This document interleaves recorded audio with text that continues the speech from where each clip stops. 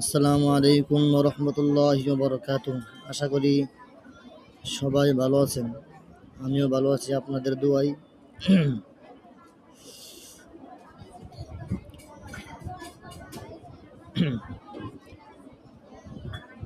দিন কায়েমের উঁচু নিশানে রয়েছে যাদের নাম লেখা। দিন কায়েমের উঁচু নিশানে রয়েছে যাদের নাম লেখা। ধন্য হলো যারা নবী পরশে, ধন্য হলো যারা নবী পরশে, সেই হলো সাহাবা।